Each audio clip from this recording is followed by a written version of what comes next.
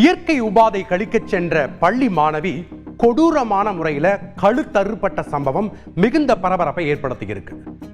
உறவுக்கார சிறுவனுக்கு கொலை வெறியை தூண்டியது எது? சிறுமியின் பெற்றோர் முன்வைக்கும் குற்றச்சாட்டு உண்மையா? கழுத்தை பிளந்த இரத்த காயத்தோடு உயிருக்கு போராடி கொண்டிருக்கும் இவர்தான் கொலைவெறி தாக்குதலுக்குள்ளான சிறுமி.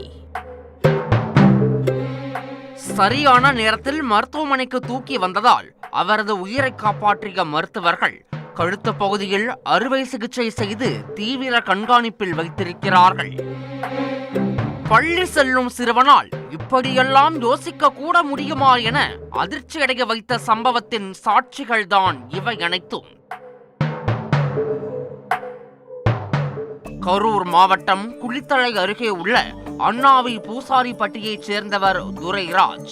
விவசாயியான இவரது 15 வயது மகள் அருகில் உள்ள பள்ளியில் 10ஆம் வகுப்பு படித்து வருகிறார்.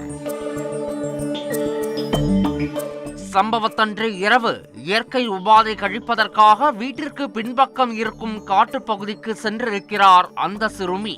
ஆனால் வெகு நேரமாகியும் அவர் திரும்பி வராததால் அவரது உறவினர்கள் அக்கம் பக்கத்தில் தேடத் தொடங்கியிருக்கிறார்கள். அப்போது ஒரு வெட்ட வெளியில் சிறுமி கழுத்தறுக்கப்பட்டு ரத்தம் பீரிட நடக்க முடியாமல் தள்ளாடியபடியே வந்திருக்கிறார். உபாதை கழிக்க சென்ற பொண்ணை கட்டாயப்படுத்தி பாலியல் வன்கொடுமை செஞ்சு அவங்க கழுத்தை அறுத்து ரத்த வெள்ளத்தோட போட்டு போயிட்டாங்க. நாங்கள் அதை போய் எப்படின்னு சொல்லி காணாமல் சொல்லி தொலைவி பார்க்கும்போது நாங்கள் கொண்டு பண்ண லைட் வெளிச்சத்தை பார்த்துட்டு எங்கள் வீட்டுக்காரம்மாவை பார்த்து ஒடியாந்துட்டாங்க. ஒடியாந்ததுக்கப்புறம் என்னப்பா ஏதுப்பா அப்படிங்கவும் அவங்களாவது பேச முடியாம அவங்க மொத்தம் கை சைகை காட்டி பேனா இருந்தால் என்ன பேரை எழுதி காட்டிடுவேன் அப்படிங்கிற மாதிரி ஒரு அடையாளத்தை காட்டினாங்க.